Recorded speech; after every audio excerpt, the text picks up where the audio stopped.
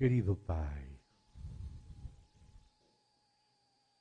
no precioso nome do Senhor Jesus Cristo, nós sabemos que nada somos em nós mesmos, que nada merecemos, que não merecemos estar diante de Ti nem diante do Teu povo. Mas que se estamos aqui é só pela Tua própria graça, pela Tua própria misericórdia, pelo Teu amor que perdonou todos os nossos pecados. Desde antes da fundação do mundo nos diste graça. Desde antes dos tempos dos séculos. Manifestaste essa graça nos últimos tempos. Em Jesus Cristo, Teu Filho. Concede-nos glorificar-te, recibir-te com toda a reverência, com toda a sinceridade e humildade proveniente do Teu Santo Espírito. Límpia-nos e ajuda-nos, Senhor. Concede-nos invocar Teu nome, confiando somente em Ti. Tira nossos olhos de tudo que é humano e concede que nossos olhos estejam e nosso espírito esteja fixo diante de Ti, pelo sangue do Senhor Jesus Cristo. Limpa-nos, ajuda-nos e fortalece nosso homem interior. Alumia os olhos de nosso entendimento. Encamina-nos nestes dias para caminhar cada um e todos juntos contigo. No precioso nome do Senhor Jesus. Amém. Ontem, quando começamos a estudar, ainda que entramos no assunto da presciência de Deus, no assunto da eleição em Cristo, da parte de Deus, e no fazer de Deus, que esse foi o tema de ontem à noite, presciência, eleição e fazer divino. Começamos lendo Gênesis, por uma razão. Vamos de novo abrir Gênesis e vamos dar continuidade. Capítulo 1 de Gênesis, verso 26, que é um verso sumamente rico. Vamos continuar de novo desde aqui em diante. Também disse Deus, depois de tudo que Ele já disse, façamos. Estamos procurando ver, pouco a pouco, o que está implícito nesta palavra, façamos. Em primeiro lugar, é o próprio Deus, e aqui a palavra Deus é tradução da palavra hebraica Elohim, que é uma palavra genérica da divindade, mas que aparece em plural, ainda que Deus é um Deus, e não fala deuses, porque não diz disseram os deuses, mas disse em singular, Elohim. Ou seja, que você vê a trindade, um só Deus, verdadeiro, mas três pessoas, o Pai, o Filho e o Espírito, e por isso ele fala em plural, façamos. Poderíamos tomar muito tempo e quizá algum dia seja necessário ver qual é a parte do Pai neste fazer e qual é a parte do Filho neste fazer e qual é a parte do Espírito Santo neste fazer, porque é o próprio Deus Trino que fala façamos.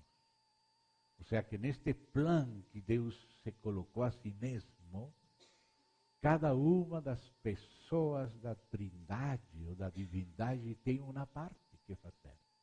A que o Pai faz, o Filho faz, o Espírito faz. Nesse fazer do Pai, aparece o assunto do amor eterno, aparece o assunto do propósito eterno, aparece o assunto do conhecimento antecipado de Deus, na base do qual Deus escolhe em Cristo e predestina. Tudo isso é relativo ao fazer de Deus. Entramos no assunto da presciência, o conhecimento antecipado de Deus, porque isso é parte do fazer de Deus. Deus conhece o futuro, conhece todas as coisas antecipadamente. O fazer de Deus não é somente um fazer no tempo, é uma decisão eterna de amor. No fazer de Deus está o amor eterno de Deus. Deus eternamente ama com um amor ativo. E nesse amor Ele escolhe. E como víamos ontem, escolhe em Cristo. E como víamos também ontem, escolhe segundo a sua presciência. Ou seja, o seu conhecimento antecipado. E tudo isso nós vimos ontem, algumas porções, porque estão dentro, incluídas nesta palavra façamos. Façamos. Deus decidiu fazer algo, e essa decisão é uma decisão de amor, e é uma decisão sábia, é um propósito eterno. Para esse propósito existe uma predestinação baseada na eleição em Cristo, a sua vez baseada no conhecimento antecipado de Deus. Então, na parte de Deus e do Pai, neste fazer, está esse amar, esse se propor, esse conhecer, escolher em Cristo, predestinar, ordenar de antemão todas as coisas para que todo desemboque no cumprimento daquele propósito. Então, por isso parece que começamos por aqui, que fomos por outro lado, mas não temos saído da palavra passada, estamos ainda dentro dessa palavra. Amém?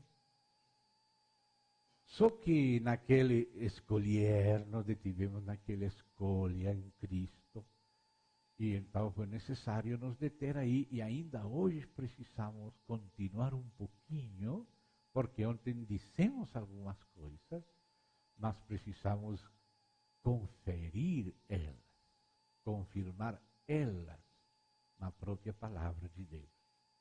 Então, hoje, vamos nos valer de algumas frases chaves que se encontram na Epístola aos Romanos. Ontem já fizemos uma rápida menção, mas isto amerita uma consideração mais minuciosa, mais cuidadosa, mais comprovada da própria palavra de Deus. Então, essas frases chaves se encontram na Epístola de Paulo aos Romanos, que é uma epístola muito profunda. Eu acho que, dentre os escritos paulinos, este tinha uma intenção mais sistemática. Muitas das cartas de Paulo são cartas conjunturais. Alguma coisa acontece em Corinto, chegam certas perguntas e informações a Paulo, e ele é movido pelo Espírito para responder essas perguntas e tratar as situações que se apresentaram lá em Corinto. Então, aquela carta primeiros Coríntios é uma carta conjuntural. O objetivo era tratar as situações e desafios de esa coyuntura específica, claro, tratada desde un punto de vista trascendente. Y por eso podemos tirar as riquezas do Evangelho eterno de ese tratamento coyuntural. Gálatas também tinha que enfrentar aqueles problemas que houveram por pessoas que começaram a tratar de apresentar um outro evangelho, mas não há outro, e assim Paulo teve que começar a corrigir estas coisas. Mas Romanos foi dirigida a uma igreja que ele ainda não tinha visitado, mas que pensava visitar. E então escreveu uma carta onde tratava os assuntos do Evangelho de Deus de maneira um pouco mais sistemática. E por isso esta carta não tem somente 6, 5, 4 capítulos, sino que tem 16 capítulos. Como Hebreus é uma carta também de 13 capítulos e é chamada pelo autor aos Hebreus de tratado. Nos últimos passagens, no texto grego aparece essa expressão tratado. É muito mais que uma epístola, ainda que um tratado em forma de epístola, às vezes uma combinação de gênero. Assim também em Romanos tem esse objetivo mais sistemático. Então tem coisas que são tratadas aqui de maneira bem a fundo e claras. E às vezes uno se surpreende porque vem falando ele do Evangelho e começa falando pelo átrio. E em alguns lugares temos podido fazer um seguimento de Romanos, comparando ele com as disposições do tabernáculo. Como no átrio do tabernáculo você o primeiro que encontra é aquela fonte de bronze feito com os espelhos das mulheres de Israel, onde os sacerdotes podiam olhar para si mesmos, reconhecer-se a si mesmos, como dizer seus próprios pecados, indignidade e necessidade de lavacro, de se lavar naquele lavacro e de se cobrir com o sangue do Cordeiro. E assim, quando você vai nos primeiros capítulos de Romanos, você encontra aquele lavacro, aquela fonte de bronze, quando Paulo empieza a dizer que nós somos pessoas inocentes, que não podemos ter excusa, que não há excusa diante de Deus, tanto as pessoas que não conhecem a Bíblia, mas que Deus tem se dado a conhecer através do seu testemunho pela natureza. E logo diz no capítulo 2 que também nós e os judeus estão ensinando outras pessoas, eles também fazem os mesmos pecados que querem corrigir naqueles para os quais ensinamos. Compreende, irmão? E no capítulo 3, por fim, diz que não há justo nem um só justo, e que a lei veio era para mostrar-nos a condição pecaminosa. Então, o que são esses 3 capítulos iniciais de Romanos? O lavacro. O lavacro. Depois, no capítulo 4, já começa a falar da morte de Cristo pelas nossas transgressões, pelos pecados. E no capítulo 5 já passa dos pecados ao pecado e à natureza pecaminosa, e da oferta pelas transgressões à oferta pelo pecado. E aí começamos a encontrar o altar de bronze no capítulo 4, no capítulo 5, até no capítulo 6, com suas diferentes classes de sacrifícios. Então você vai vendo como a epístola aos Romanos bate paralela juntamente com o tabernáculo, os lugares átrio, santo e santíssimo, com os móveis, com o exercício dos ritos sacerdotais. Tudo isso bate junto com a epístola aos Romanos. Em outros lugares temos podido nos deter para comprovar isso. Aqui somente estamos fazendo uma lembrança muito rápida, que merece uma consideração mais detalhada. Depois já chegamos no lugar santíssimo, lá no capítulo 8, porque no capítulo 5 e 6 e 7 você está no lugar santo, no capítulo 1, 2 e 3 você está no átrio, ainda no capítulo 4 e metade do capítulo 5 ainda está no átrio. Depois vai passando o capítulo 6, 7 e por fim no capítulo 8, quando fala da lei do Espírito de vida em Cristo Jesus, você já está no lugar santíssimo. E pensaríamos que depois do capítulo 8, já teríamos que passar por o capítulo 12, que fala da igreja e da vida da igreja. Já temos o lugar santo, temos o lugar santíssimo, temos lá fora o átrio, agora temos a igreja. Mas, entre o capítulo 8 e o capítulo 12, aparecem 3 capítulos que tratam de Israel. E uno pensaria, mas que tem a ver com Israel? Acaso o Evangelho não é de Cristo e da igreja? Claro, o Evangelho é de Cristo e a igreja, mas como vai haver Cristo e igreja sem Israel? Porque Deus falou que da semente de Abraão, ele abençoaria as famílias da terra, e não podemos ignorar o mistério de Israel. Então, no contexto do Evangelho de Deus, e isso é Romanos, uma apresentação quase sistemática do Evangelho de Deus, você vai encontrando, que chega no capítulo 8, e antes de passar o capítulo 12, que fala da vida da igreja, da vida prática da igreja, do corpo de Cristo, até o capítulo 16, naquelas salutações, você vê a vida prática da igreja, mas tem aquele passagem que não é bom que a igreja ignore. Não quero, irmãos, que ignoreis deste mistério. Tem acontecido Israel endurecimento em parte, até que tenha entrado a plenitude dos gentios. E fala do retorno de Israel, da reinserção de Israel no bom olivo, como parte do Evangelho, insertado aí na Epístola aos Romanos, entre o capítulo 8 e o capítulo 12. Tem 3 capítulos. E tudo isso, a carta, é o Evangelho de Deus. E os gentios não podem ignorar o mistério de Cristo no seu contexto dentro do Evangelho de Deus.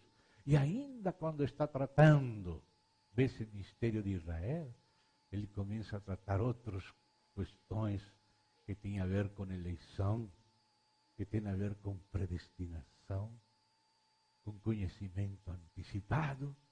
E aí você descobre, oh meu Deus, quão insondáveis são as riquezas e a sabedoria de Deus. Amém?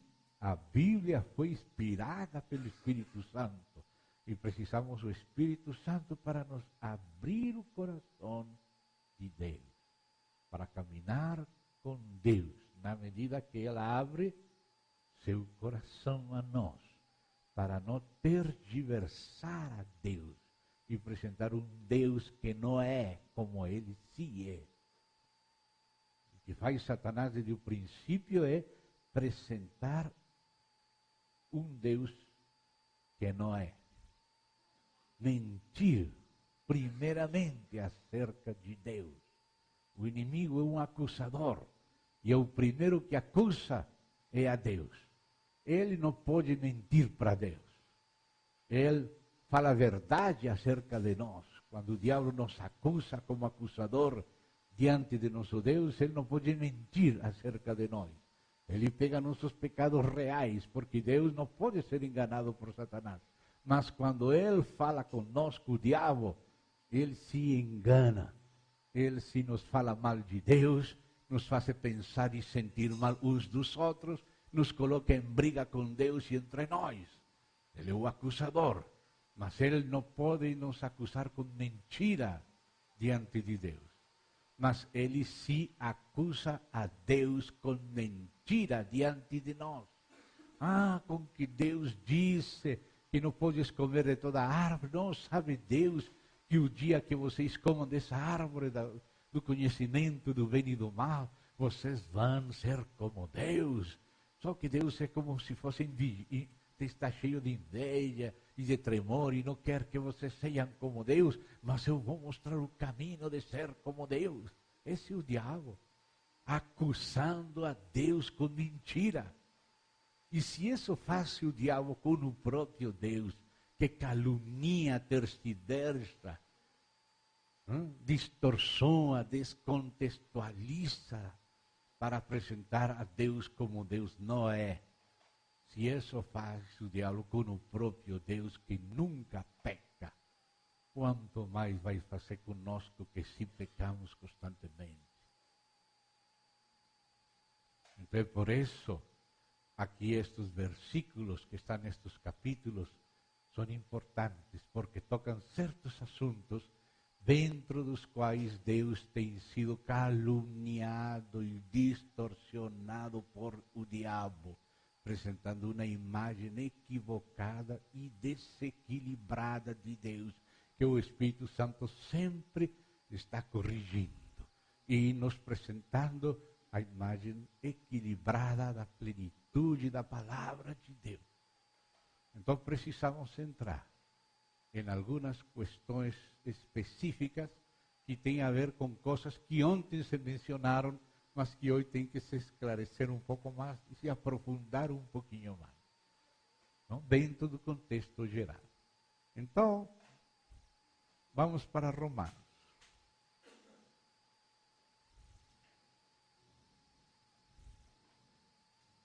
Nos capítulos 9, 10 e 11, aí fala de Israel. E depois, no capítulo 12 até 16, fala da vida prática da igreja e até da vida da igreja diante do mundo e das autoridades seculares, etc. Mas onde desemboca no lugar de Israel, no plano de Deus, é no capítulo 11. E aí se fala de endurecimento parcial. E ao utilizar essa palavra endurecimento dentro desses passagens 9, 10 e 11, porque já tinha falado antes, não? De que Deus endureceu o faraó. Agora fala que também os israelitas foram endurecidos. Então, para compreender corretamente o contexto desse conceito de Deus endurecer o coração. Deus endurece o coração sem culpa dos endurecidos ou por culpa dos endurecidos. Porque algumas pessoas podem entender, bom, se Deus endurece, o culpado é Deus. Porque Deus foi quem endureceu. Quem pode resistir à vontade de Deus? Se Deus endureceu o coração de Faraó, a culpa é de Deus, não de Faraó. Se Deus endureceu o coração de Israel para não ver e não crer no Messias, a culpa é de Deus, se não é culpa de Israel. Essas deduções que a vezes nossa mente natural tira e coloca sobre Deus o que nós não compreendemos, porque não temos visto todo o resto do contexto da palavra e o contexto de onde se tiraram essas expressões e aplicamos elas contradizendo outras. Ontem fizemos menção de algumas palavras-chave. Eram palavras, por exemplo, como predestinação, como eleição, e outras palavras que criam algum questionamento, outras que vamos estar lembrando aqui. Então, por isso necessitamos ver o contexto delas. Amém? Ver como foram mencionadas, de onde provém a citação e qual é a situação. Ontem também mencionamos palavras relativas a que Deus quer que todos sejam salvos. Que Deus não quer que alguém pereça. Que Deus quer que todos se arrependam e venham ao pleno conhecimento da verdade. Que Deus providência para que todo homem seja salvo e seja apresentado perfeito diante de Deus em Cristo. Que Deus é soberano e Deus quer a salvação de todos. Amém? Mas alguns, quando estão escutando isso, se lembram, mas em tal lugar disse que ele fez vasos de ira preparados para a destruição e que ele endureceu o coração de Faraó e todas aquelas passagens, e as pessoas não sabem como colocar, será isto ou será isto? Mas na Bíblia, um e outro vêm juntos. Amém? Não vêm contrários. vêm juntos, você tem que crer os dois. E não há contradição, você tem que pedir que Deus mostre como podem conviver juntos esses versos, sem se contradizer mutuamente e deixando a cada qual falar o que fala, mas na medida exata. Onde está a complementaridade desses versos? Amém? Então, por isso, hoje temos que continuar com a parte de ontem. E para isso vamos abrir aqui o capítulo 11 de Romanos.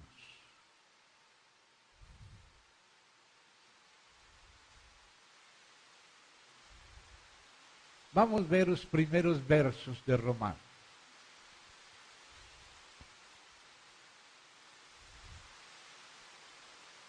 Verso 1. Pergunto, pois. Paulo perguntava para os irmãos, perguntava para si mesmo e perguntava para Deus também.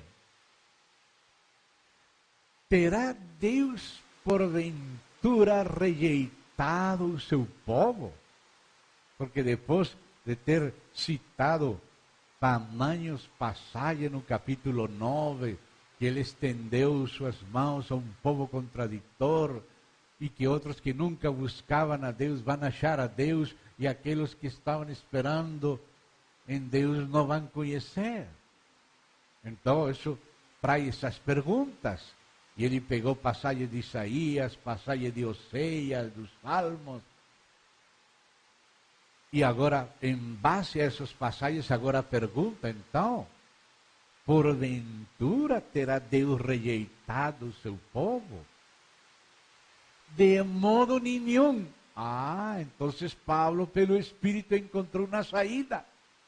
Não, Deus não rejeitou seu povo. Porque eu também sou israelita, ou seja, eu sou israelita e ele não me rejeitou. Os apóstolos todos são israelitas, vão julgar as tribos de Israel. A igreja em Jerusalém está aí. As igrejas da Judeia estão aí. As igrejas da Samaria estão aí. Até da Galileia dos gentios, mas que tem muitos judeus, estão aí. Deus não rejeitou seu povo. Ele reservou um grupo. Mas houve um endurecimento parcial dentro do plano de Deus que precisamos compreender bem. Hoje não é a hora de estudar esse tema, só mencionamos para ver que tem relação com isto. A carga principal está em outra coisa, mas fazemos menção de isto. Apesar da chuva, estão ouvindo bem? Sim? Amém. Glória a Deus. Eu também sou israelita, da descendência de Abraão, da tribo de Benjamim. Deus não rejeitou o seu povo, escuta aqui, a quem de antemão conheceu. Escuta essa frase. A mesma coisa que se fala da igreja, que foi conhecida antes da fundação do mundo, se fala de Israel. Deus não rejeitou seu povo, não. Deus conheceu seu povo Israel de antemão. Deus escolheu os patriarcas. E Deus conheceu toda a história de Israel. E todo o tratamento que seria necessário fazer Deus com Israel. Mas Deus sabia que no final aquele tratamento daria seu fruto. E no fim dos tempos, Deus cumpriria seu propósito com a nação primogênita que é Israel. E que Israel receberia o Messias no final como nação. E seria reinsertado na boa oliveira. Deus conheceu de antemão Israel em Cristo e como parte do corpo de um mesmo corpo. Ele falou para Israel: eu tenho também outras ovelhas, os gentios, que não são deste aprisco, aquele de Israel, ou seja, eram o aprisco dos gentios, porque tem vários apriscos, mas um só rebanho. Ele começou a trabalhar primeiro com o aprisco de Israel. Vai primeiro as ovelhas perdidas da casa de Israel. Por caminho de gentios não vão primeiro as ovelhas da casa de Israel. Ao judeu, primeiramente, era necessário anunciar o evangelho. Vão primeiro e chegam nas sinagogas e falam lá. Se eles rejeitam, então agora se voltam para os gentios. Não foi assim? Mas Deus sabia que no final, depois que Deus traria as outras ovelhas que não eram daquele aprisco de Israel, mas que eram de outras nações, disse: a estas também devo trazer. E será um só rebanho e um só pastor. Esse rebanho é o corpo de Cristo. E esse pastor é o Messias, o Senhor Jesus Cristo, Filho de Deus. Então Deus vai salvar Israel. Ele prometeu que dispersaria eles, que provocaria eles com celos, com ciúmes, porque eles com idolatria provocaram as ciúmes a Deus. Deus faria a mesma coisa com eles, e Deus trabalharia com outro povo que não era o povo de Israel, mas que depois de trabalhar com ele e trazer aquelas ovelhas dentro, e tirar o reino temporalmente deles e passar para outro povo que desse o fruto, agora Deus voltaria de novo a trazer da diáspora, da dispersão, Israel de volta à sua terra. E começaria a tratar com eles pelos bordes de Judá e só depois com Jerusalém. E no meio das guerras com seus vecinos, aquele tempo da angústia, no final eles receberiam aquele que foi traspassado por eles e chorariam por aquele unigênito, primogênito. E essa palavra unigênito não inventou João. Nem sequer o próprio Senhor Jesus falou essa palavra de si mesmo, sino baseada nas profecias de Zacarias, que Deus, claro, também o Senhor, falou, mas em tempo de Zacarias, antes da encarnação. Então está prometido que Israel voltaria, que reconheceria o Messias, que haveria uma fonte que limparia a imundícia deles e que Deus derramaria o Espírito Santo. E que, ao receber o Messias, vão ficar dentro do corpo de Cristo. Então nós somos um com Israel em Cristo. Não por ser judeu, sino os judeus que receberam Cristo. Ou de qualquer outra tribo. Já não há mais nem judeu nem gentil em Cristo. Agora em Cristo somos um só corpo, um só rebanho, um só pastor. E por isso Paulo não saltou do capítulo 8 para o capítulo 12 em Romanos, sino que insertou esses 3 capítulos, 9, 10 e 11, para tratar o assunto de Israel e para falar aos gentios cristãos, que já não somos gentios, sino cristãos. Não quero, irmãos, que ignoreis acerca de Israel, deste mistério. Não tem que ignorar. É parte dos mistérios de Deus a ser administrados à igreja. Então, nesse contexto, aparecem estes versos e diz: Deus não rejeitou o seu povo, a quem de antemão conheceu. Irmão, nós ficamos felizes quando ouvimos isso acerca da igreja. Antes da fundação do mundo, Ele nos conheceu. Aos que Ele conheceu, a estes predestinou. E os que predestinou, a estes também chamou. Os que chamou, a estes justificou. Aos que justificou, a estes também glorificou. E Pedro fala eleito segundo a presciência de Deus, ou seja, o conhecimento antecipado. Mas isso que se fala da igreja, se fala também de Israel, porque no final dos tempos, o Israel de Deus, a nação de Israel como tal, não todo israelita, mas a nação representada nos 144.000 das tribos de Israel, eles recibirão um Messias, terão o nome de um Messias e do seu Pai escrito nas suas frontes. E serão do mesmo rebanho e com o mesmo pastor, e seremos o mesmo corpo com eles. E temos que saber isso, estar expectantes e alertas acerca disso e cooperar com Deus nesse respeito também. Porque está prometido como cooperaríamos. Você ficaria assustado se contasse quantas porções da Bíblia, que grande porção da Bíblia se refere a esse assunto. Nas Escrituras. Deus conheceu de antemão Israel.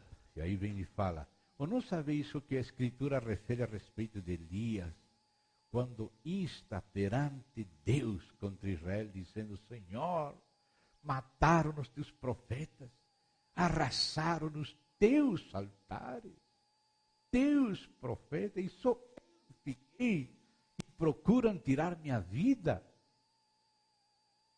Ele disse, porém, a resposta divina, reservei para mim 7.000 homens, naquele tempo. Já tinha reservado nos tempos de Elias 7.000. Mas agora, é mais vezes 7, que não dobraram o joelho diante de Baal. Assim, pois, também agora. Essa é a analogia. Assim, pois, também agora. Uma analogia. No tempo de hoje, que é o agora do Novo Testamento, sobrevive um remanescente segundo a eleição da graça. Aleluia. E não fala só eleição. Eleição da graça. E a graça nos foi manifestada em Cristo Jesus. É a eleição em Cristo. E se é pela graça, já não é pelas obras, do contrário, a graça já não é graça. Que diremos, pois? Porque a gente está no tempo de Paulo, e mas o que está acontecendo? Eles estavam esperando o reino, chega o Messias, e agora rejeitam o Messias. Ao seu veio e o seu não o receberam.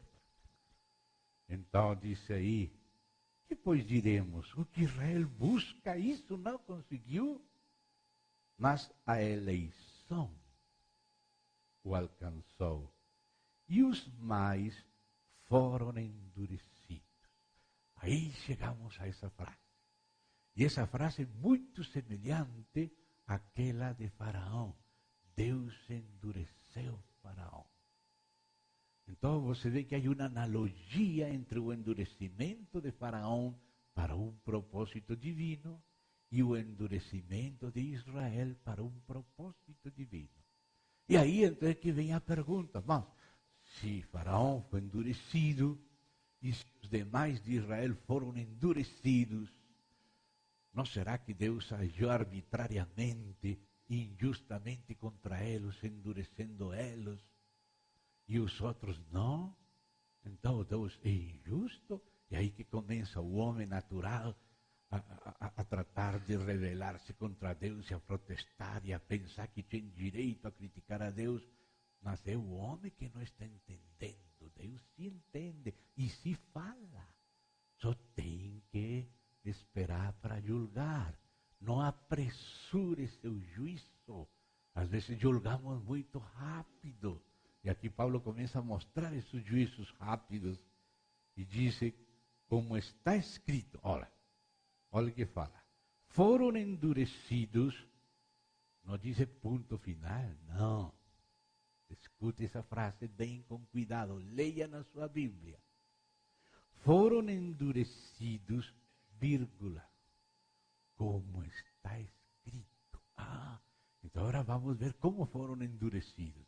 Foram endurecidos porque o Deus soberano quis predestinar a eles para o inferno porque não gosta deles? Foi assim que foram endurecidos? Não. Como está escrito. Foram endurecidos como está escrito. E como está escrito? Então aí vem uma citação de uma passagem.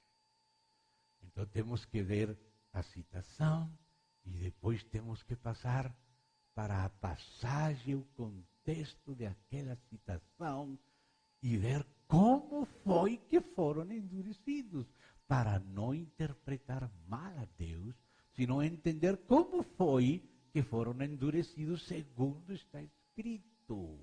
Me compreendem, irmãos? Então sigamos lendo a Bíblia.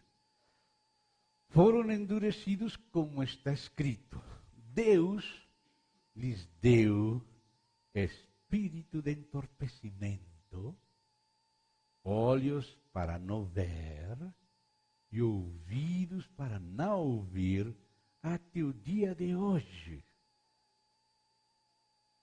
E diz Davi, torna-se essa mesa em laço e armadilha, em tropeço e punição. Oscureçam-se os olhos para que não vejam e fiquem para sempre encurvadas as suas costas. Que passagens parecem duros, verdade? Se você lê isso muito rápido, você não vai enxergar bem. Então vamos ler bem devagar. Vamos ler bem devagar. Foram endurecidos como está escrito. Como está escrito? Deus lhes deu o espírito de entorpecimento, olhos para não ver e ouvidos para não ouvir até o dia de hoje. Então aqui diz como foram endurecidos, porque Deus lhes deu um espírito que os entorpeceu, como também disse da gente do tempo do fim, que faz uma diferença de povos no tempo do fim.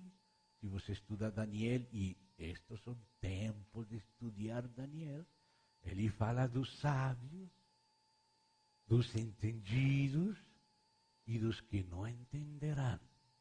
Os ímpios não entenderão. Nenhum dos ímpios entenderá, mas os entendidos compreenderão. No tempo final, lá, no capítulo 11, lá, especialmente no 11, tem em outros lugares também, especialmente no capítulo 11, se fala muito do povo do tempo do fim, dos entendidos. Os sábios compreenderão. Os ímpios não entenderão. E agora, por que entendem e por que não entendem? Que relação tem piedade com entendimento e impiedade com cegueira? Aí já como você começa a ver que existe aquela relação de impiedade com cegueira.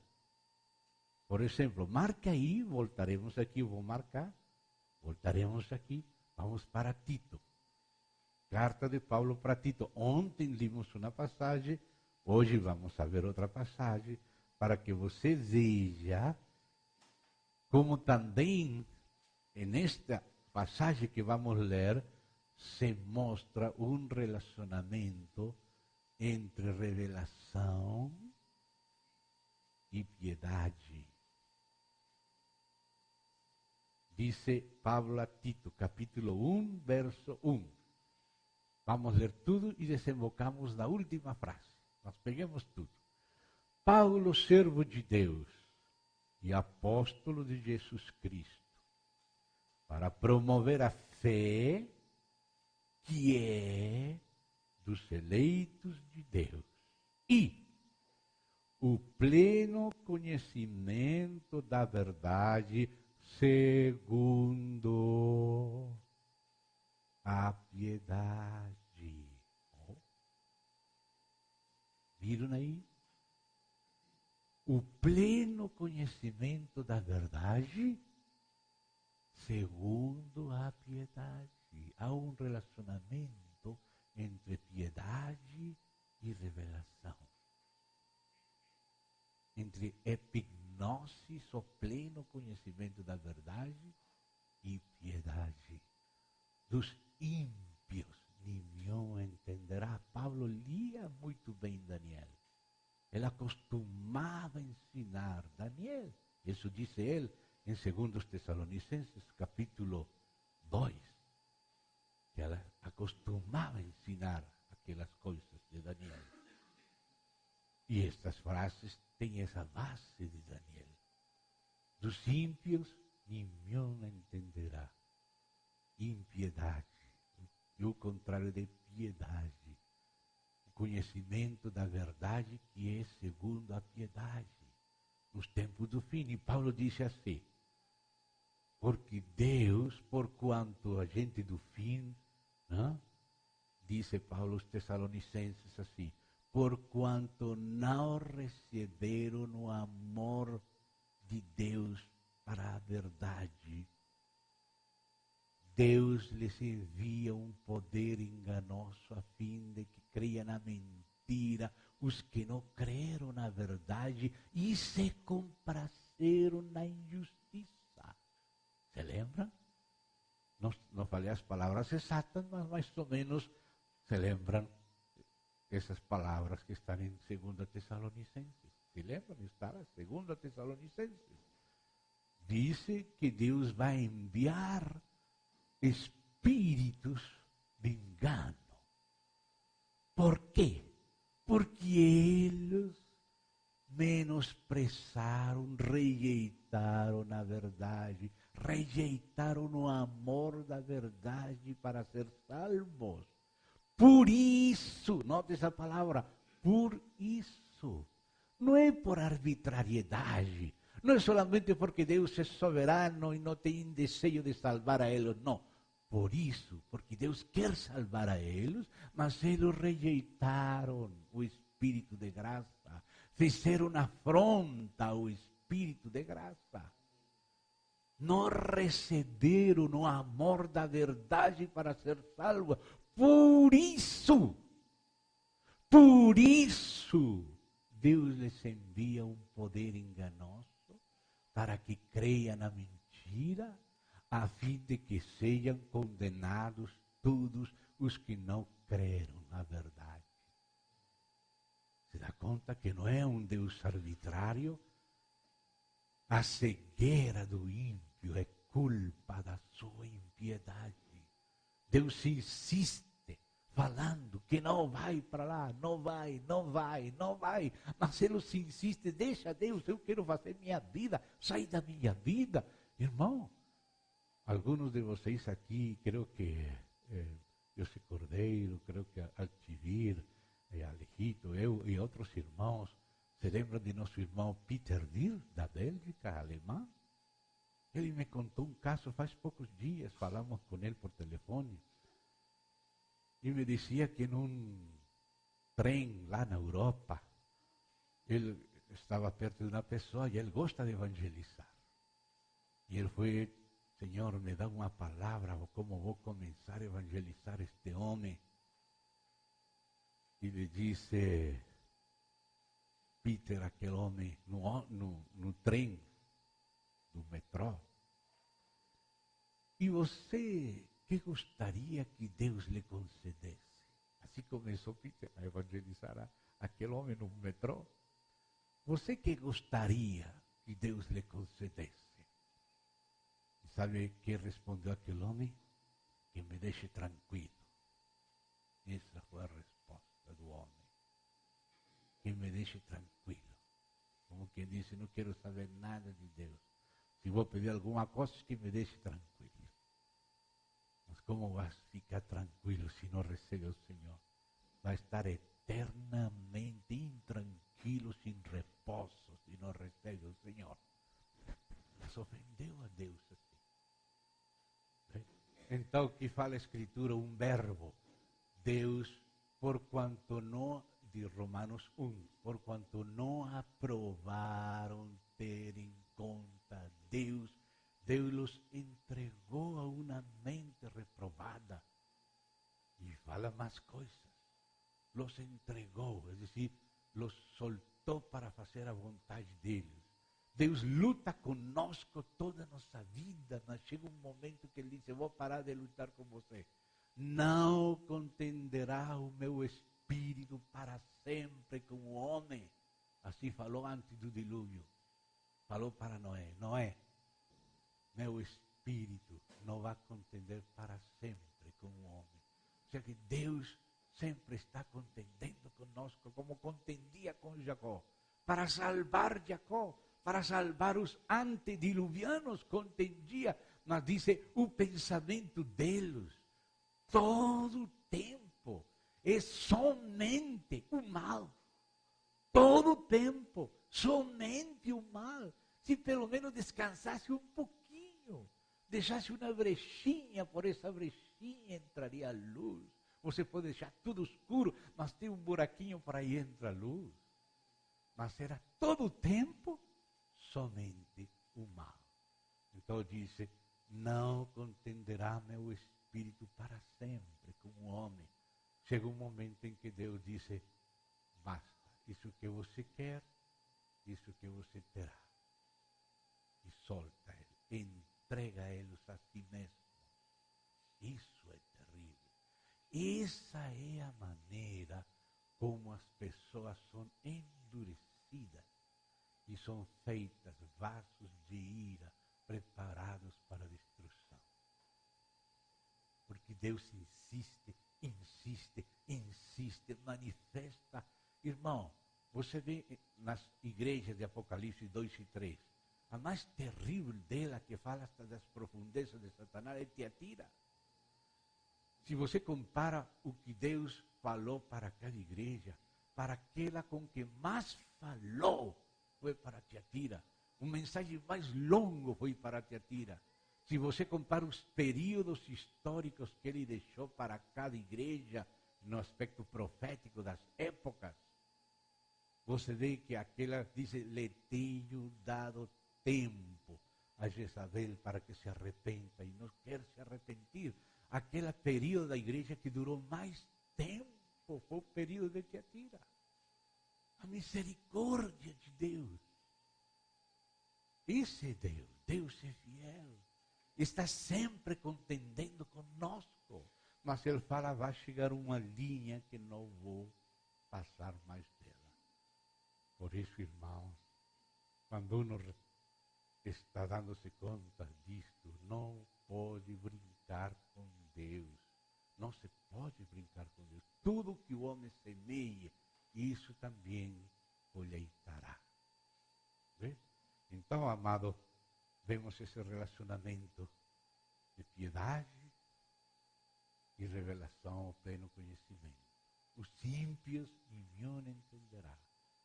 Porquanto não receberam o amor da verdade, Deus os entrega a um espírito de mentira, e os que não aprovaram ter em conta Deus, Deus os entrega a sua impiedade, a sua necessidade e loucura. Então, agora voltemos lá de novo para Romanos 11 e vamos continuar na mesma linha, vendo a mesma coisa. Então, chegamos lá no verso 7, que falava, mas a eleição alcançou que buscava Israel, que era a salvação através do Messias. E o resto, os mais, ou seja, os que rejeitaram o Messias, porque não por ser israelita se salva. Se salva se recebe o Messias.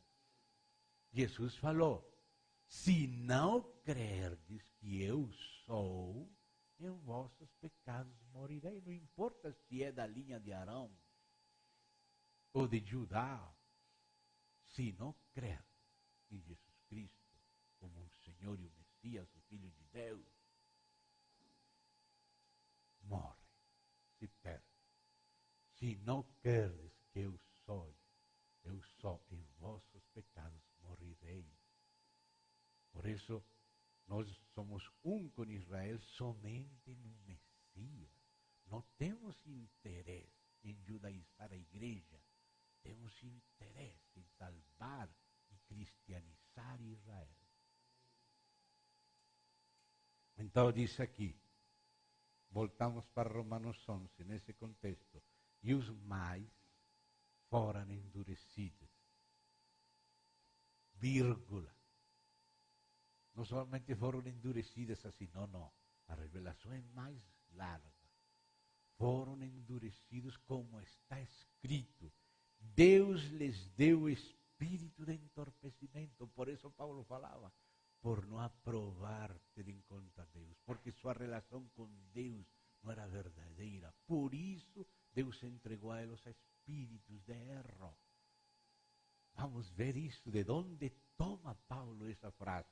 Está escrito, Deus lhes deu espírito de entorpecimento, olhos para não ver, ouvidos para não ouvir, até o dia de hoje. Você vê que tem uma letra pequena aí, no verso 8. No pé de página você vai onde diz 11:8, letra D, Isaías 29:10. Ou seja, isto que está escrito foi tirado por Paulo de Isaías 29:10. Então vamos ler Isaías 29:10, mas não somente vamos ler Isaías 29:10, vamos ler a passagem de Isaías com seu contexto. Amém?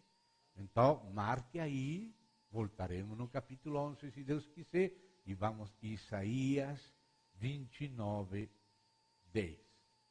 Isaías, capítulo 29, versículo 10.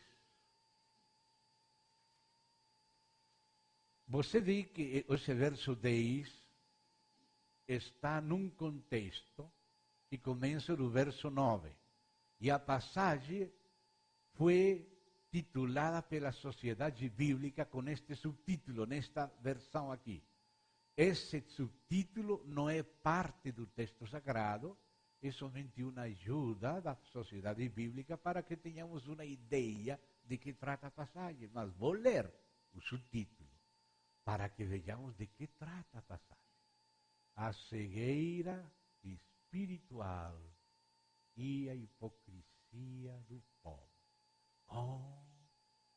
Você vê de novo o relacionamento entre impiedade e cegueira. Os ímpios nenhum entenderá. A cegueira espiritual e a hipocrisia do povo. Porque o povo era hipócrita, não tinha um relacionamento real com Deus, por isso estava cego, por isso não tinha revelação, por isso o céu estava fechado e não aberto. Porque o conhecimento pleno da verdade é segundo a piedade. Porque os ímpios não entenderá, mas os entendidos compreenderá. O que fala aí? O título mesmo da Sociedade Bíblica, ainda que não é parte do texto, nos explica de que trata essa passagem do texto. Esse relacionamento entre cegueira e hipocrisia. Então disse, estatelai-vos e ficai estatelados. Cegai-vos. Não disse, eu vou cegar vocês. Não, cegai-vos. Você não quer ver. Então, se faça cego. Aí a responsabilidade é do povo. Se dá conta? Cegai-vos, estatelai-vos. Primeiro, são eles que se estatelam e então ficam estatelados. São eles que fecham os olhos e por isso ficam cegos. Estatelai-vos e ficai estatelados. Cegai-vos e permaneceis cegos. Bêbados estão, bêbados estão, embriagados de outras coisas, bêbados estão, mas não de vinho. Andam cambaleando, mas não de bebida forte. Porque, olha, escute aqui, porque o Senhor derramou sobre vós o espírito de profundo sono e fechou os vossos olhos, que são os profetas, e vendou a vossa cabeça que são os videntes. Toda visão já se vos tornou como as palavras de um livro selado, que se dá ao que sabe ler, dizendo, lê isto, peço-te. E ele responde, não posso, porque está selado. E dá-se o livro ao que não sabe ler, dizendo, lê isto, peço-te. E ele responde, não sei ler. Ou seja, o que não sabe ler e que sabe ler está igualmente cego. E que mais disse? O Senhor disse, escute esta frase, verso 3. Visto que, por que isto acontece assim? Por que ficam fechados? Por que ela falou que colocaria espírito de estupor neles? Visto que este povo se aproxima de mim, e com a sua boca e com os seus lábios me honra, mas o seu coração está longe de mim, e o seu temor para comigo consiste só em mandamentos de homens que maquinalmente aprendeu. Só religiosidade, só teatro, só hipocrisia, não relacionamento verdadeiro com Deus. Por isso a cegueira. Visto que não é que Deus é arbitrário e diz, agora eu quero que vocês não vejam, não vão ver. Não, não. Não é assim. É porque vocês são hipócritas. Porque vocês não buscam de verdade a Deus. Você não tem intenção de aprender nem de ver nada. Irmão, vamos marcar um pouquinho aqui, vamos voltar aqui. Ezequiel capítulo 13. Vamos um minutinho lá. Ezequiel, e já voltaremos aqui. Ezequiel capítulo 13.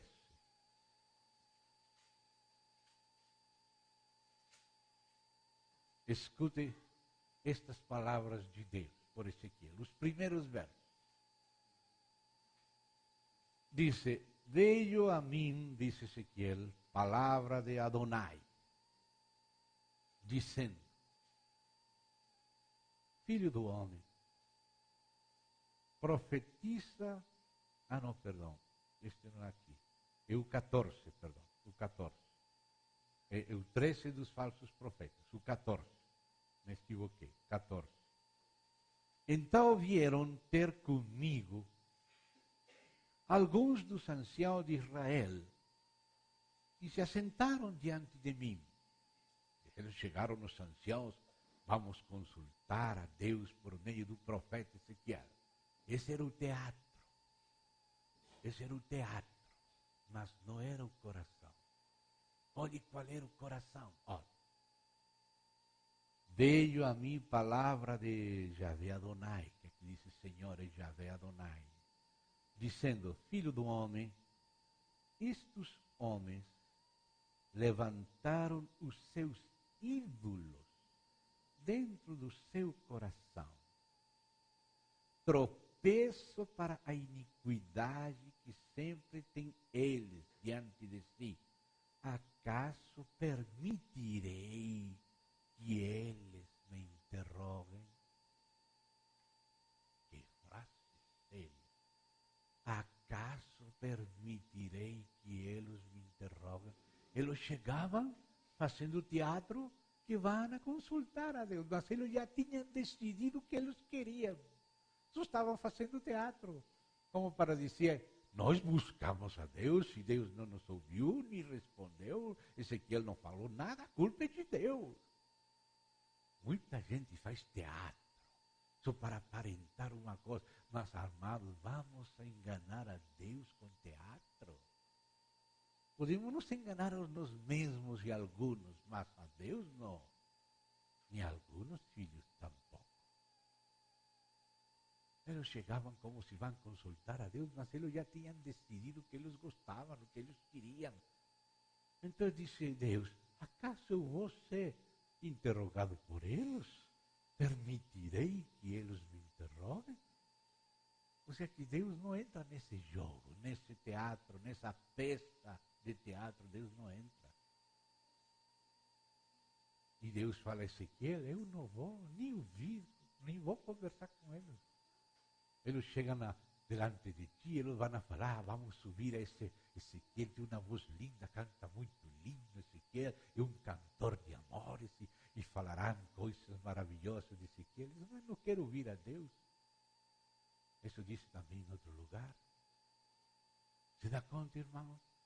E aqui é a mesma coisa aqui, voltando para Isaías 29, não? O Senhor disse, visto que, quando foi que Ele colocou esse espírito de estupor, esse espírito de cegueira, que fala aí Paulo em Romanos, e tira a passagem deste contexto de Isaías. E o contexto explica por quê. E isso está no mesmo princípio dos demais versos que estamos lembrando aqui, lá, acolá. E diz assim, o Senhor disse, visto que este povo se aproxima de mim, com sua boca e com seus lábios me honra, mas o seu coração está longe de mim. A mesma coisa que falou Ezequiel, fala Isaías. O seu temor para comigo consiste um mandamento de homens que maquinalmente aprendeu. Muitos cresceram no ambiente evangélico, mas não buscam a Deus mesmo. E que disse Deus? Vamos para lá. Vamos agora, Sofonias, livro de Sofonias. Vamos lá para o livro de Sofonias. Depois de Abacuque está Sofonias. Depois de Abacuque está o livro de Sofonias. Desde o capítulo 1, Deus disse muitas coisas desde o verso 3. Mas vai avançando, vou ler rápido os versos 3, 4, 5, vou chegar no verso 6. Mas no verso 6 está uma frase-chave. Mas vamos pegar o contexto. 1, 3. O que diz o Senhor? Consumirei os homens e os animais, consumirei as aves do céu e os peixes do mar, e as ofensas com os perversos. E exterminarei os homens de sobre a face da terra, diz o Senhor. Estenderei a mão contra Judá e contra todos os habitantes de Jerusalém. Exterminarei deste lugar o resto de Baal, o nome dos ministrantes dos ídolos e seus sacerdotes, os que sobre os eirados adoram o exército do céu, e os que adoram o Senhor e juram por Ele também por Milcom. Sim, com Deus, mas misturado com Milcom. Os que deixam de seguir o Senhor e os que não buscam o Senhor, nem perguntam por Ele. A tradução em espanhol diz, nem consultam ao Senhor. Não perguntam a Deus, não perguntam por Deus. Por isso serão exterminados. Não buscam sinceramente a Deus. Essa é a razão da cegueira. Não é a arbitrariedade de Deus. É o falso amor do seu povo, que faz que espírito de erro, de estupor, de mentira, de confusão, aquele véu que cubre as nações, não deixe que eles vejam a Deus. Então, voltando aí, sigue falando, continuarei, quando fala maquinalmente aprendeu, continuarei a fazer obra maravilhosa no meio deste povo. Sim, obra maravilhosa, mas lembre, esse continuarei vem depois de uma vírgula. Onde começou essa frase? Visto que. Ou seja, essa é a razão pela qual Deus envia espírito de estupor. Não é sem razão. Não é porque Deus está predestinando o inferno. Não. Ele quer que eles se convertam. Ele quer que eles sejam salvos. Ele luta todo o tempo, mas não vai lutar para sempre. não contenderá meu espírito para sempre com o homem. Todo o tempo, somente o mal, esse é seu ídolo. Um dia Deus disse, bom, é isso que você quer, fica com teu Deus. Então, vamos ver que o teu Deus te dá. E vão para o inferno e os demônios que los seguiam se burlam e torturam eles. E esses demônios foram os deuses que eles escolheram para ser torturados e enganados pelos demônios. Então, o que diz aqui? Continuarei a fazer obra maravilhosa no meio deste povo, sim, obra maravilhosa e portento, de maneira que a sabedoria dos seus sábios perecerá. Essa é a obra maravilhosa de Deus. Perecerá a sabedoria dos sábios. Isso não era o que Paulo citava? Né? Que Deus prende os sábios nas astúcias deles, se fazem sábios e viram loucos. Não é assim? Dizendo que não é Deus, que é o mono, que é o macaco e um monte de coisas. E isso chamam de ciência. E que mais disse? Disse, e a prudência dos seus prudentes se esconderá. Ai dos que escondem profundamente o seu propósito do Senhor. Ou seja, que eles têm algo secreto lá que é o seu verdadeiro ídolo. Mas fazem todo o teatro para aparentar, mas Deus conhece os corações. Ai dos que escondem seu propósito profundamente do Senhor. E as suas próprias obras fazem nas escuras. E dizem, quem nos vê? Quem nos conhece? Que é perversidade a vossa, como se o oleiro fosse igual ao barro, e a obra dissesse do seu artífice, ele não me fez. E a coisa feita dissesse do seu oleiro, ele nada sabe. Nesse contexto foi que ele falou do oleiro que faz vasos para honra e para desonra. Mas como que faz os vasos para desonra? Entregando aos idólatras, a seu ídolo, depois de lutar até a última esperança. Dessa maneira, são preparados os vasos para a ira, sendo amados, buscando eles, lutando com eles, dando tempo, procurando que não vai para lá. Mas Deus deixa, como Balaão.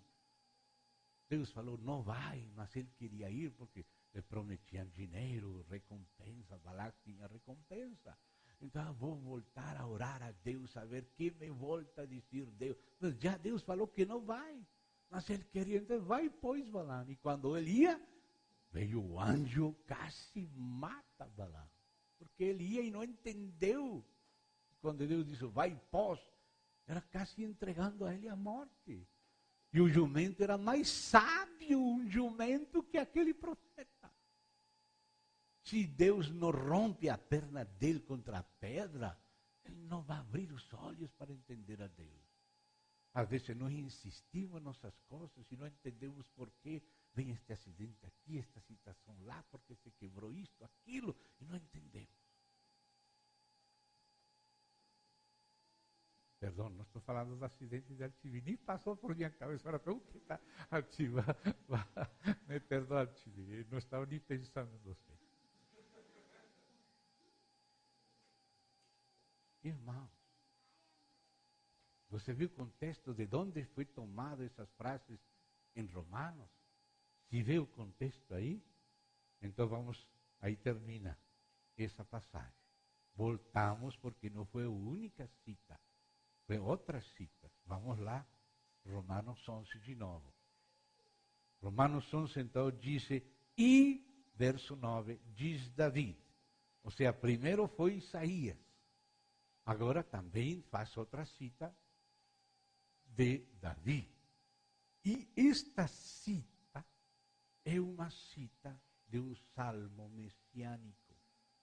Você sabe que há vários salmos que são messiânicos, que falam de Cristo. E aqui também se mostra que quando Deus fecha e dá esse espírito de estupor, não é porque Deus é um Deus soberano arbitrário, é soberano, mas não é arbitrário. Ele explica, visto que, né?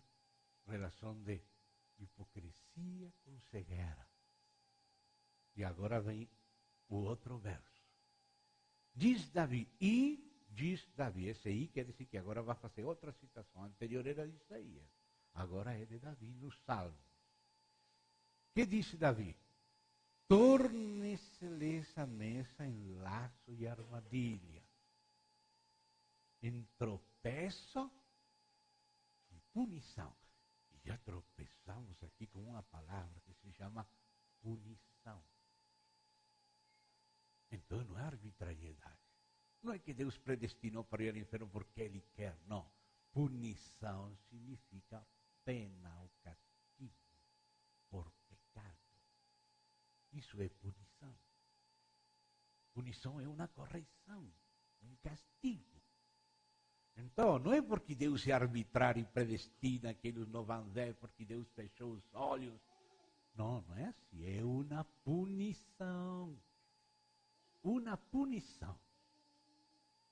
Essa palavra punição, neste contexto, é chave. Sublinhe essa palavra, pelo menos em seu coração, se não quer sujar sua Bíblia. Mas acho que muitos se ensujam com linhas, não? Então, se você quiser, sublinhe aí, punição. Punição. Essa é a razão. Houve pecado. Por isso a cegueira. Graças a Deus que não é cegueira para sempre. Porque no final o povo se arrepentirá, chorará, reconhecerá seu Messias. E Deus conhece também a Israel e reservou aqueles que receberiam para o tempo do fim. Amém? Então diz aí, torne-se-lhes a mesa em laço de armadilha, em tropeço e punição. Quem é que fala isto? Davi. Mas quem que fala por Davi? O próprio Cristo. Vamos ver isso. É um salmo messiânico. É o Espírito de Cristo falando por Davi.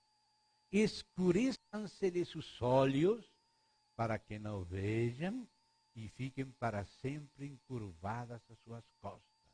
Mas quando uno lê assim a Paulo, parece que está falando duro, mas não é Paulo. Paulo está citando um salmo messiânico. Esse salmo messiânico menciona a palavra punição. Agora vamos ver esse salmo. Esse salmo é Salmo 69.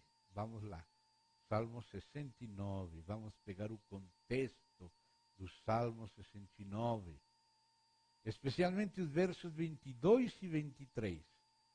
Mas vamos pegar um pouquinho mais o Salmo para ter esse contexto mais claro.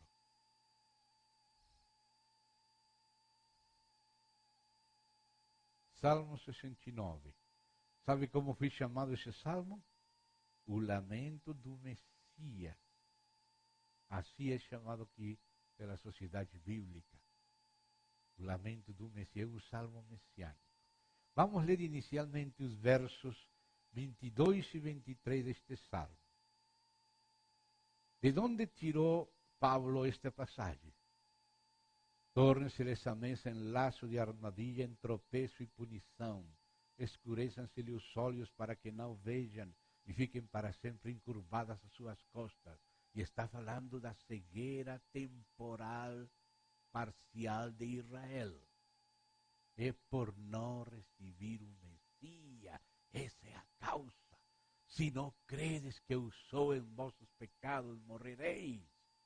Não é por arbitrariedade de Deus, é por não receber o Messias, aborrecer o Messias sem causa.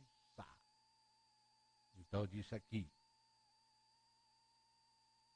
verso 22 do Salmo 69 e 23. Sua mesa torne-se-lhe diante deles em laço, e a prosperidade na armadilha. Oscureçam-se-lhe os olhos para que não vejam, e faça que sempre lhes vacile o dorso. Daí foi tomado essa passagem. Agora vamos ver o contexto. Vamos ler rápido esse salmo completo para entender melhor. Por que Paulo estava citando esse salmo? Então vamos começar do verso 1. Olhe como começa. Salva-me, ó Deus. Não, perdão, começa assim. Ao mestre de canto, essa é parte do texto sagrado.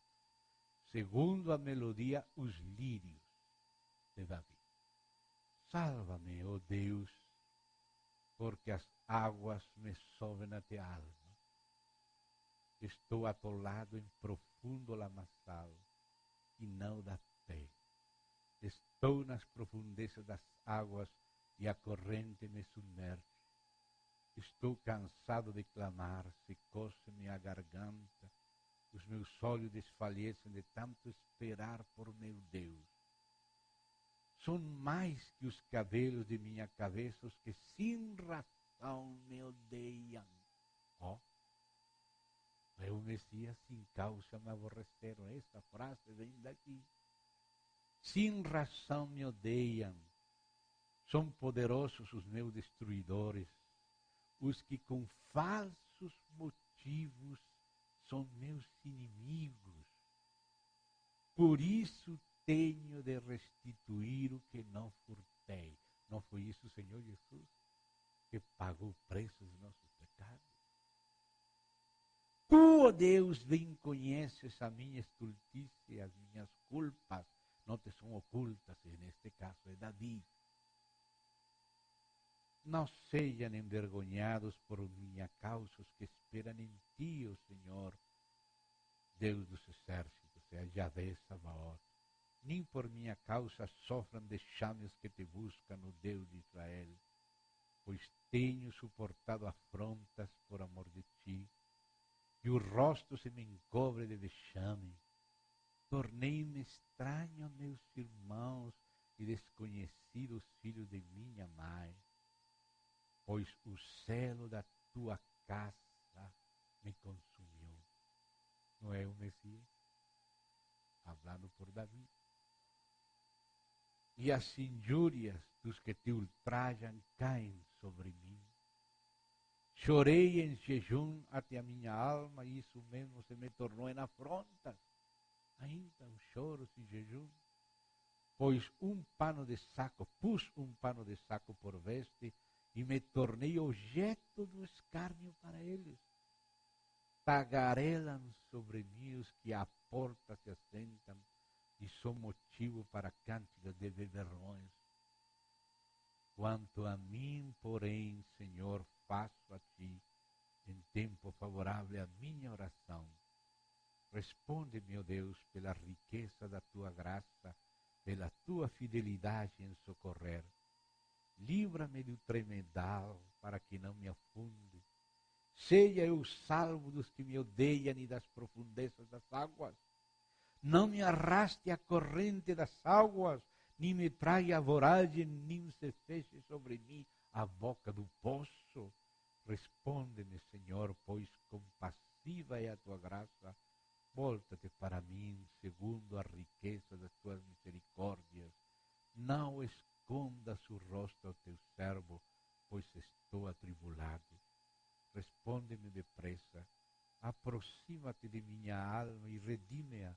Resgata-me por causa dos meus inimigos. Tu conheces a minha afronta, a minha vergonha e o meu vexame. Todos os meus adversários estão à tua vista. O opróbrio partiu-me o coração e desfaleci. Esperei por piedade, mas de balde, por consoladores e não os achei. Por alimento me deram fel, e na minha sede me deram a beber vinagre. Não fala de Cristo? Sua mesa, esse é o contexto messiânico. Sua mesa torne-se-lhes diante deles em lato. Vê a base dessa frase aqui? Por que a mesa vai se tornar? Por que vão ficar cegos? E a prosperidade na armadilha, oscureçam-se-lhe os olhos para que não vejam, e faz que sempre lhes vacile o dorso. Derrama sobre eles a tua indignação, e que o ardor da tua ira os alcance. fique deserta a sua morada. Por isso a casa de Judas ficou vazia, e não haja quem habite as suas tendas, pois, pois. O que quer dizer pois? Por que ele está pedindo isto? Pois, essa é a causa. Por que ficam cegos? Por que tudo isto? Pois que? Pois perseguem a quem tu feriste e acrescentam dores àquele a quem golpeaste. Soma-lhes iniquidade a iniquidade e não gozem da tua absolvição. Sejam riscados do livro dos vivos e não tenham registro com os justos. Quanto a mim, porém, amargurado e aflito, ponha-me o teu socorro, Deus, em alto refúgio. Louvarei com cânticos o nome de Deus, exaltai-lo com ações de graças. Será isso muito mais agradável ao Senhor do que um boi ou um novinho com chifres e unhas. Vejam nisso os aflitos e se alegrem. Quanto a vosotros que buscais a Deus, que o vosso coração reviva, porque o Senhor responde aos necessitados e não despreza os seus prisioneiros de Cristo, disse Paulo. Louvem-no os céus e a terra, as mares e tudo quanto neles se move, porque Deus salvará Sião, edificará a cidade de Judá, e ali haverá e hão de possuí-las. Também a descendência dos seus servos herdará, e os que lhe amam, o nome nela habitará. Então viram as palavras-chave aí, no meio do Salmo? Pois, visto que, dizia Isaías, pois. E qual era a outra palavra-chave? Punição. Se dá conta? Então aí, irmão, vamos terminar lendo um pouquinho aqui esta parte. Voltamos a Romanos 11 e já termino. Só para não deixar isto na metade. Por quê? Porque certamente o castigo de Israel é temporal, mas não é para sempre. No final eles se arrepentirão e Deus já conhece. Isso vai ser assim, já anuncia que traria a eles a dispersão, que aspergiria água limpa sobre eles, que reconheceriam o Messias, que receberiam o Espírito, que seriam um só rebanho e um só pastor, com os filhos do Senhor que vêm de outros apriscos. ¿Sí? Esse é o retorno de Israel, não só a Jerusalém, sino a Cristo, o Messias. Pergunto 11:11, pois, porventura tropeçaram para que caíssem? De modo nenhum, mas pela sua transgressão veio a salvação aos gentios para pô-los em ciúme. De onde sacou isto, Paulo? Do cântico de Moisés. Você vai para Deuteronômio 32 e lá tem o cântico de Moisés. E lá Deus fala estas coisas. Paulo não está falando nada fora do que Moisés e os profetas disseram que aconteceria. Ora, se a transgressão deles redundou em riqueza para o mundo e o seu abatimento em riqueza para os gentios, quanto mais a sua plenitude. Então, escuta, existe a plenitude de Israel e a plenitude dos gentios. A plenitude de Israel são todos os de Israel que são de Cristo. E a plenitude dos gentios são todos os de as outras nações que são de Cristo. A Bíblia fala das duas plenitudes, a plenitude de Israel e a plenitude dos gentios. Então, aqui já mencionou a de Israel. Em breve mencionará a dos gentios. Dirijo-me a vós outros que sois gentios, visto, pois, que eu sou apóstolo dos gentios, fala de Israel. Quem ia pensar que o apóstolo dos gentios tivesse que ser o que mais falou de Israel? Porque os gentios temos que compreender o mistério de Israel. Está incerto no Evangelho. Visto que eu sou apóstolo dos gentios, glorifico o meu ministério para ver se de algum modo posso incitar a emulação do meu povo e salvar alguns deles. Porque se o fato de terem sido eles rejeitados trouxe a reconciliação ao mundo, que será o seu restabelecimento? Escute, seu restabelecimento, senão vida dentre os mortos. E se forem santas as primícias da massa, entre as primícias de Israel, igualmente será a sua totalidade. Se for santa raiz, também os ramos o serão. Se, porém, algum dos ramos foram quebrados, e tu, sendo oliveira brava, foste enxertado em meio deles, e te tornaste participante da raiz e da seiva da oliveira, não te glories contra os ramos, porém, se te gloriares, sabe que não és tu que sustentas a raiz, mas a raiz a ti. Dirás, pois, alguns ramos foram quebrados para que eu fosse enxertado. Bem, pela sua incredulidade foram quebrados. Se não credes que eu sou, em vossos pecados morireis. Pela sua incredulidade foram quebrados. Tu, porém, mediante a fé estás firme. Não te ensorbebeças, porque essa é a chamada teologia da substituição, do reemplaço, como se Israel tivesse sido totalmente reemplaçado pela igreja. Não.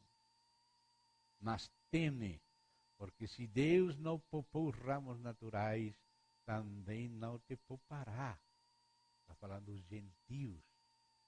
Considerai, pois, a bondade e a severidade de Deus. Para com os que caíram, severidade, mas para contigo, a bondade de Deus, se nela permanece. Ou seja, se os gentios creem, recebem o Evangelho e vivem por ele. De outra sorte, também tu serás cortado. Eles também, se não permanecerem na incredulidade, serão enxertados. Serão enxertados, pois Deus é poderoso para os enxertar de novo. Pois se foste cortado da que por natureza era oliveira brava e contra a natureza enxertado em oliveira, quanto mais não serão enxertados na sua própria oliveira aqueles que são seus ramos naturais? Porque não quero, irmãos, ignoreis este mistério. Não quero que ignoreis. Tenho ouvido pregadores, não vou dizer nomes, mas que vamos falar de Israel, aqui é Cristo a igreja, mas é Espírito de Cristo que inspirou isto. Não quero, irmãos, que ignoreis. Se outro quer, eu não quero, disse Paulo. Ignoreis este mistério.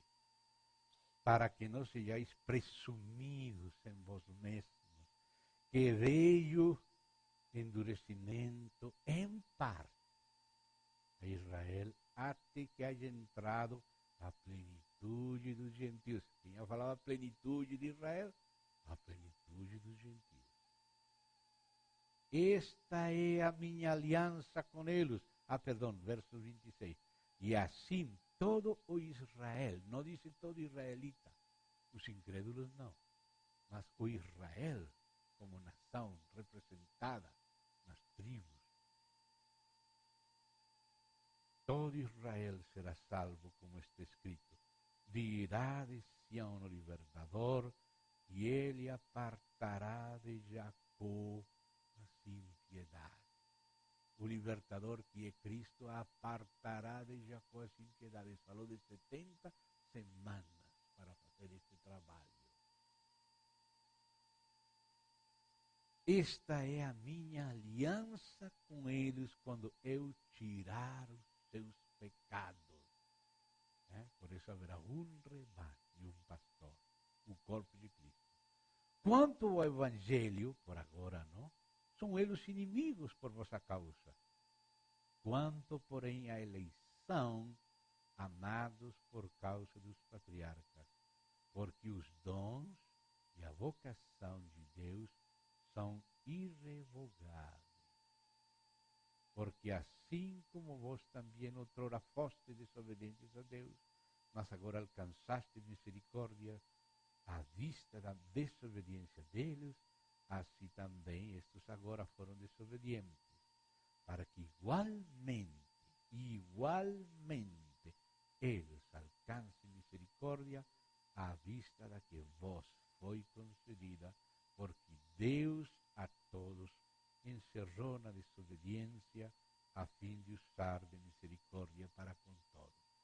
Como Deus se encerrou, não por obrigação, sino abandonando por um tempo a nossos próprios pecados, mas teve misericórdia, insistiu, nos salvou e a eles também.